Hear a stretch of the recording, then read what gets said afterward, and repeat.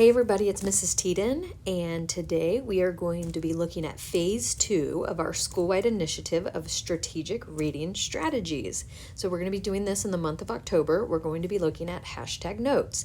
So Phase 1 was tackle. That was a previewing strategy. So before you read the text, you preview it, you tackle it. For the second phase, you're going to read the text, and when you read the text, you should always be engaged with the text, and you should annotate. But instead of writing lots of notes, we came up with hashtag notes to help you capture big ideas in a very simple way. So, why hashtag notes, or what are hashtag notes? It's a quick way to capture your big ideas. Instead of taking the long notes, simply create a hashtag to sum up what you read. So how do you do this? So you always want to consider on a difficult piece of text to chunk it out. So this could be like that 3-finger rule that you maybe remember from elementary school, just like 2 or 3 paragraphs, like just depending on how difficult the text is, may depend on how much you want to chunk it out. Then you're going to pause and think about what you just read, and you're going to write, or you're going to hashtag what's the main idea, feeling, theme. So you're going to do that off to the side in that chunk. Again, it could be paragraph by paragraph. It could be 2 or 3 paragraphs, just depending on what you're comfortable with at the time. So some examples of hashtags could be like friendship goals, when 2 characters stick together, or plot twist, when something surprising happens, or author's purpose, if you were able to identify why the author included that part, and then maybe hashtag new word when you come up with a vocabulary word that you want to remember. So why are we doing this? Because it's easy to remember, it forces you to think critically, and it makes reading more fun and social, like scrolling through social media. So we are going to look at keeping sea turtles in the dark again. And we tackled this, and with some students we read the whole thing, but with whole school here, we're going to go over the hashtag notes. So, keeping sea turtles in the dark. This text is provided courtesy of the National Fish and Wildlife Foundation. I am going to warn you, I am going to read the entire text. I have it in slides. It is going to take a good amount of time. Feel free to use this video to either pause and let students figure out the hashtag, or fast forward to the end, or whatever you feel if you want to watch it in its entirety, but I am going to read the entire article so that we have it all at once. We're going to need it when we go into phase 3 for wrapping up the text. Okay, so our first chunk. Funding boosts efforts to cut light pollution along Florida's nesting beaches. Selling darkness in the Sunshine State can be tough. Florida's beach communities sparkle at night with homes and condominiums decked out with beautiful lighting systems. Beachside resorts and businesses depend on artificial lighting to ensure safety and entertainment for guests and customers at night. Wherever people live, work, and play, nighttime lights follow. For decades, steadily increasing illumination along Florida's coasts have wreaked havoc on sea turtles, which rely on subtle nighttime lighting cues to deposit eggs on beaches and make it safely to see as hatchlings. So our hashtags here are going to be light pollution, turtle trouble, beautiful but dangerous, and I made a reference here to question number 1, because recall we tackled already and previewed the questions, and question number 1 said, what do sea turtle hatchlings rely on to make it safely to see after they hatch? And the answer here is about the subtle nighttime cues. So I went ahead and put a hashtag for question number 1 to tell me, hey, I remember that there.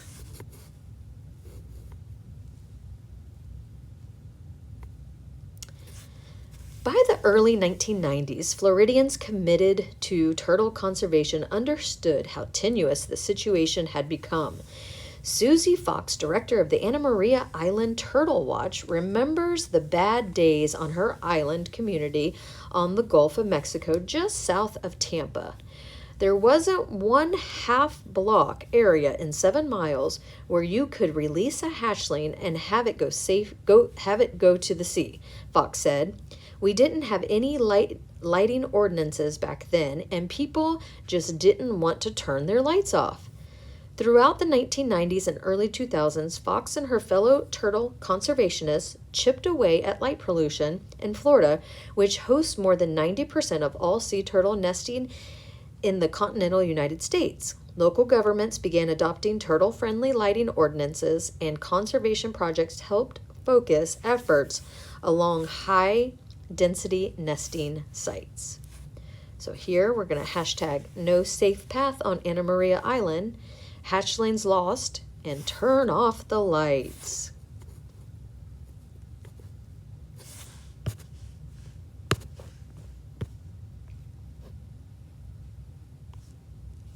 On Anna Maria Island, Fox and her group were making progress until 2010, when the disastrous Deepwater Horizon oil spill threatened to wipe out everything they had been working toward. I've been doing sea turtle work for 30 years, and that 2010 spill dropped the bottom out of my world, Fox said. But I'll tell you what, there has been a little silver lining, and it has really blossomed into something bigger. That silver lining emerged in the years following the spill, when sea turtle conservation groups in Florida began tapping into unprecedented conservation funding offered by the National Fish and Wildlife Foundation. Hashtag oil spill crisis, progress interrupted, and turtle emergency. You can feel her desperation in this section. For Anna Maria Island's sea turtles, Fox said, the difference sparked by NFWF funding has been night and day. Before the first round of funding, Fox said, there would be 10 disorientations in front of just one resort. Practically all the hatchlings would go backwards year after year. They'd all wind up in a pool or out in the road and run over by cars. And the first year after those first projects, nothing. Everything went into the sea. Residents along Florida's Gulf seemed to have come around too, Fox said. So funding works, back to the sea.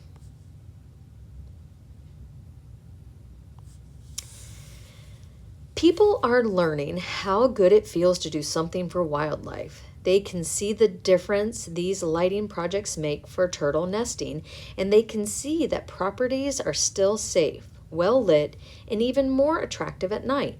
Just last night, we had people out on the beach watching meteor showers, really enjoying the beauty of a dark beach.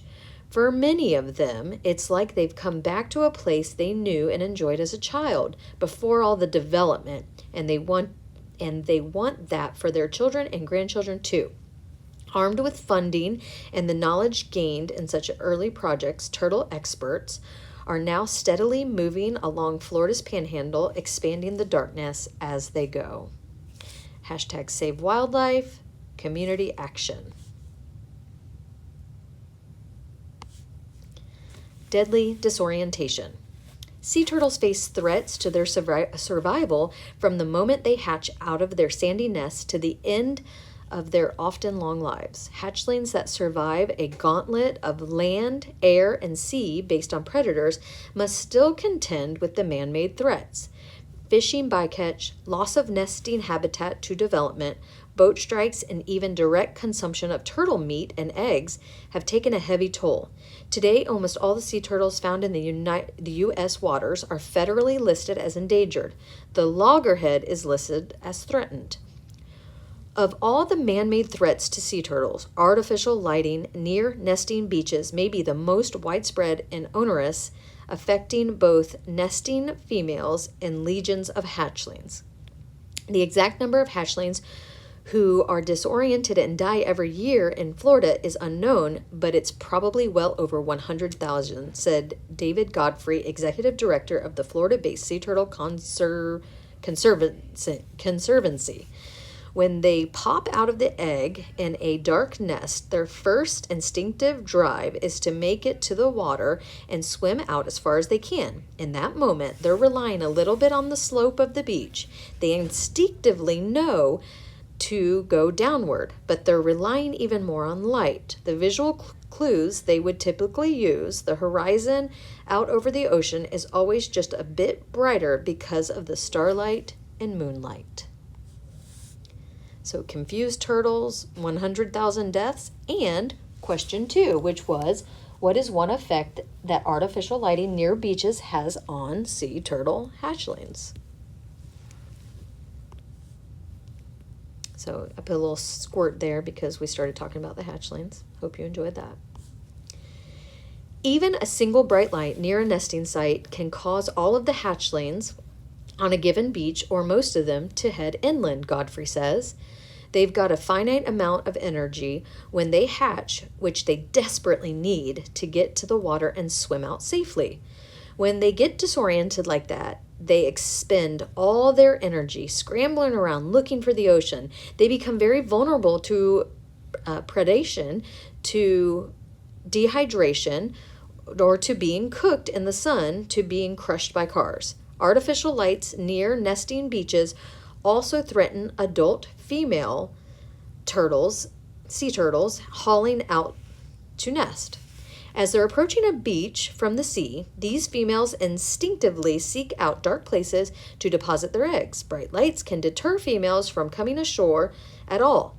If they come ashore despite the lights, they can be lured away from the sea. Evidence of the sea turtle disorientation along Florida's Atlantic and Gulf Coast can be heart-rending and grisly. Hatchlings often leave confused, zigzagging tracks in the sand before heading inland to be crushed on a nearby roadway. Gigantic adult females sometimes wind up in resorts, swimming pool, or under the wheels of a vehicle. So nesting interrupted, adults at risk, and question number 3, which was artificial lights near nesting beaches can be dangerous for adult female sea turtles who try to lay eggs on land. What evidence from the text supports this conclusion?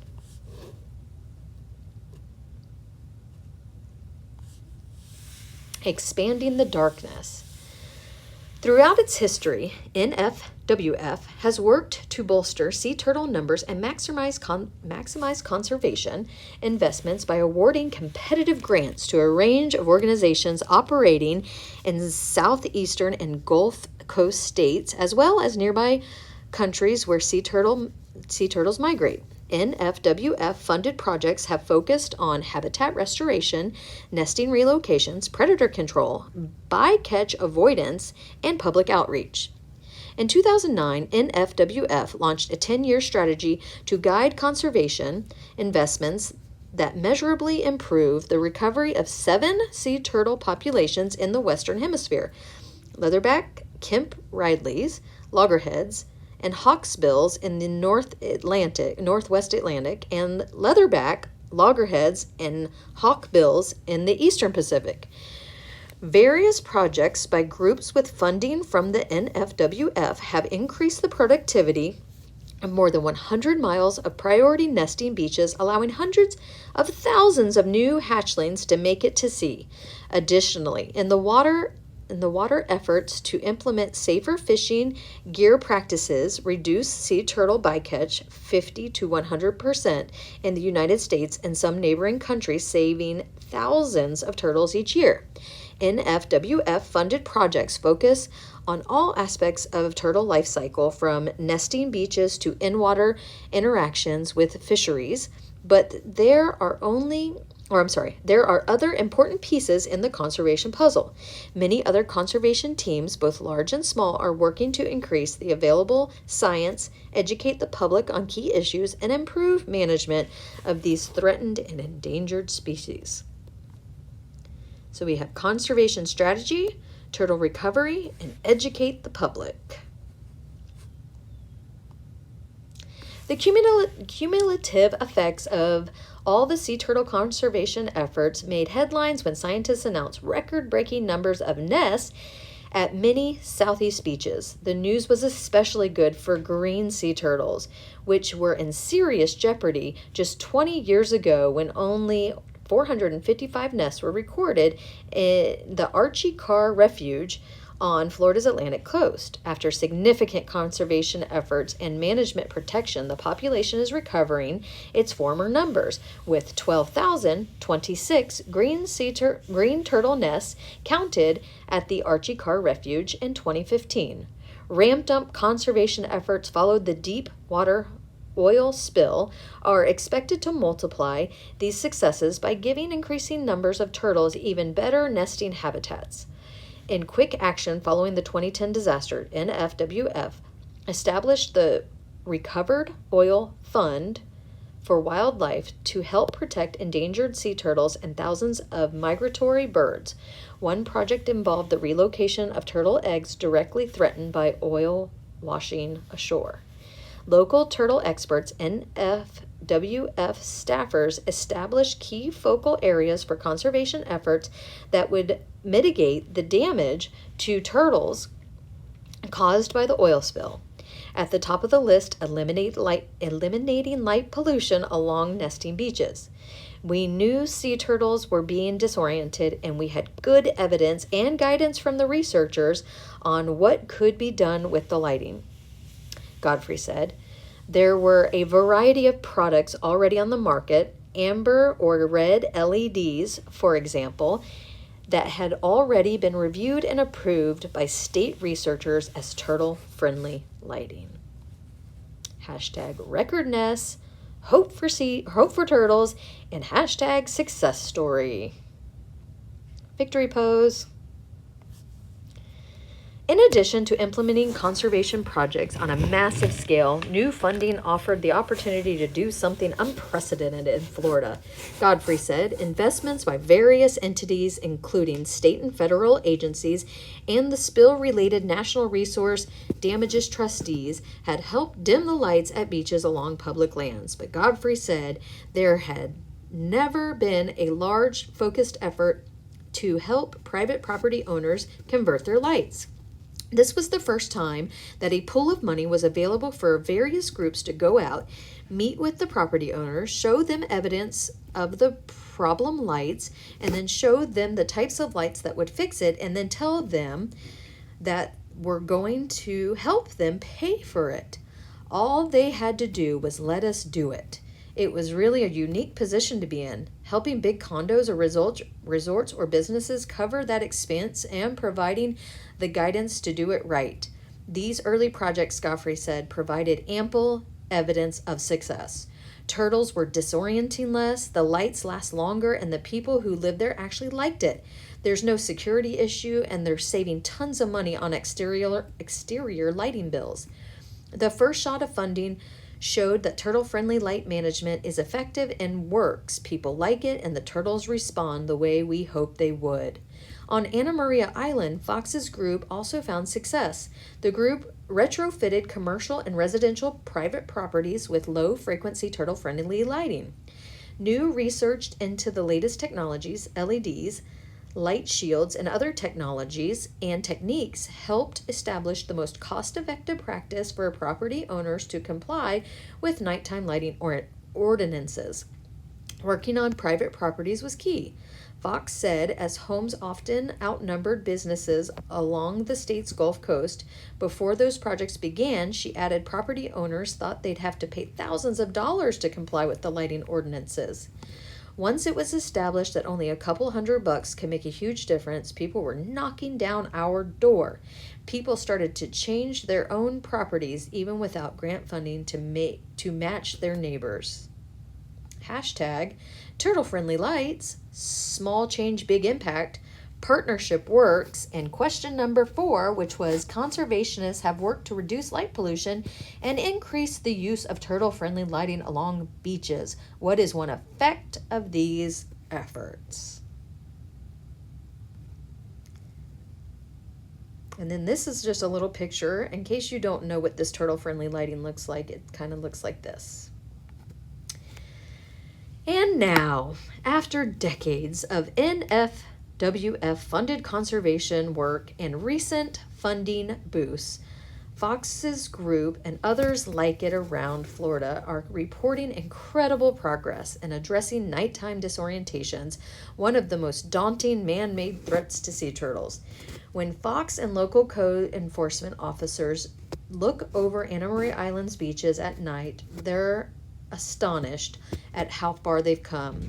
In between the grant funding buildings, everybody else has come into compliance, she said. Now we have blocks, whole cities with turtle-friendly lighting. So hashtag progress, hashtag change is possible, hashtag bright future in the dark, and hashtag question number 5, which was a main idea question, and it does kind of, in the last few slides, kind of wrap up that main idea, which is that conservationists have helped sea turtles in Florida